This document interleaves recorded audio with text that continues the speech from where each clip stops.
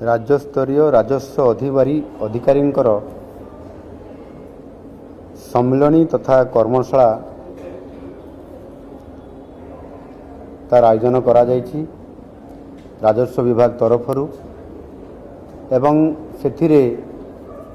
तलस्तर अधिकारी जो माने आरआई अमीन अछंती समान को भी जोड़ी दिया जायछि वर्चुअल माध्यम रे। ये गोटे बहुत बड़ा प्लाटफॉर्म करा है विशेष करके राजस्व विभाग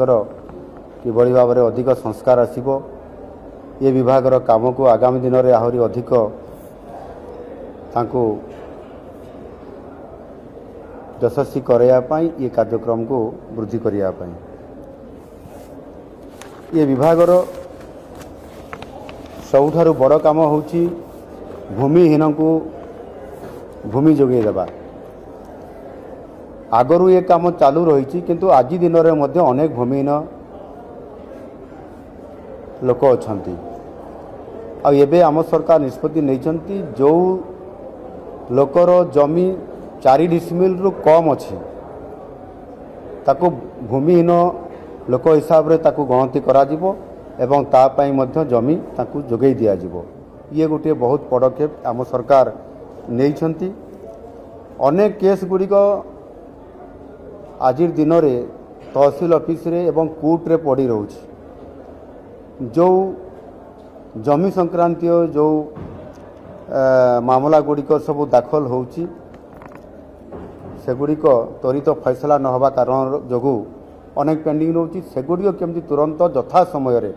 फैसला करा जाई परिबो ताहा उपरे आज मु राजस्व विभाग अधिकारी मान को परामर्श देइछि। ता सहित जनजाति एवं जाति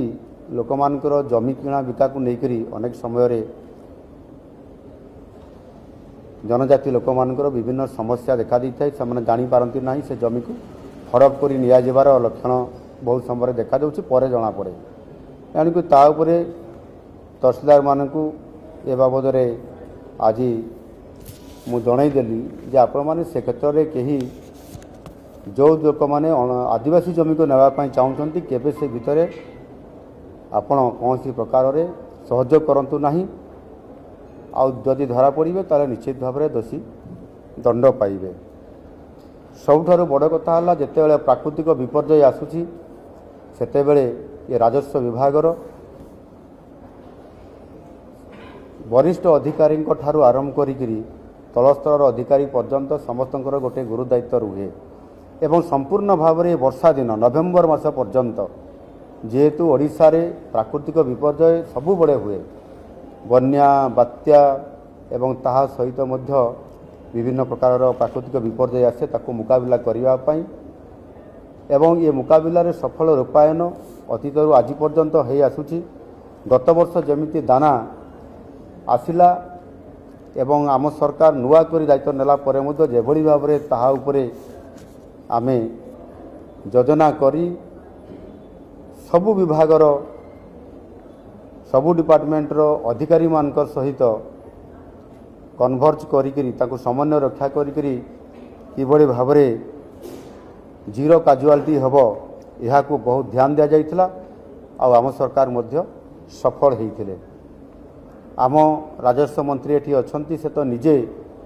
ये काम को राति तमाम दिन तमाम देखुतिले मु भी अनेक समय राति भी आसिक देखुली जे कि प्रकार मैनेजमेंट चली कौ परिस्थिति दाना केते बड़े लैंडफॉल करिवो कौन हम आ वास्तविक आमे बारंबार प्रति मुहूर्त या देखा कारण बहुत बड़ सफलता हमको मिला जीरो काजुआलिटी रे आमे तार समाधान करलु एवं रेस्क्यू ऑपरेशन मध्य 48 घंटा भितर बिजुली पहुँचवा गछ कटा होकरी रास्ता को नॉर्मल को आनिबा ये प्रकार अद्भुत काम ये राजस्व विपर्यय राजस्व विभाग द्वारा जहाँ प्राकृतिक विपर्यय माध्यम नष्ट कराउतला बा ये जो घटना घटुची ता ऊपर प्रतिकार करिवार सरकार के पाखरे जो शक्ति अच्छी ताकू आमे पूर्ण मात्रा उपयोग करी तार समाधान सूत्र बाहर करी लोकों को त्वरित पर्यायर लोकंकर समस्यार समाधान आमे करिथिलु। एणु निश्चित भाव में मुझे कहबी जे जिलापाल एसपी कॉन्फ्रेंस ता परवर्ती पर्यायर बीडीओ और सीडीओ मानकर कॉन्फ्रेंस एवं आज राजस्व अधिकारी मानकर से सब कलेक्टर एडीएम एवं भर्चुआल रे मध्य जो आमर आरआई अमीन एमाने रही ब्लाड प्लाटफर्म रे आज जो भाव से प्रशिक्षण अर्थात ये कॉन्फ्रेंस आ कर्मशाला जो करा जाउची यार आवश्यकता थिबारु आज सरकार गोटे वर्ष भितर समस्त अधिकारी मानकु कर्मशाला माध्यम रे आम सरकार रो आभिमुख्य को किभली भाव में कार्यकारी करा जिवो, इंडस्ट्री आसिबो, जलसेचन हब, माइन्स ऑपरेशन हब एवं रेल रोड विकास काम रे लैंड एक्विजिशन रो आवश्यकता अछि। ये सबु काम को जदि त्वरान्वित भाव में यथा समय करा जिवो ताले राजस्व विभाग रो भूमिका अतीव गुरुत्वपूर्ण ताकू आधार करी समस्त को एथिरे ये सम्मिलनी माध्यम ये वर्कशॉप माध्यम आहरी अधिक से चलचंचल करवा से सक्रिय करवा ये भूमिका हूँ राज्य सरकार जहाँ आम करुचु 2 दिन धरिक ये सम्मिलनी रे निश्चित भाव में एठी राजस्व मंत्री उपस्थित रहीकि समस्त कार्य को तदारक करेंगे एवं आवश्यक हेले मु निजे मध्य पुनर्बार आसिक ट्रेनिंग आउ ये कार्यक्रम कर्मशाला किभली भाव में सफल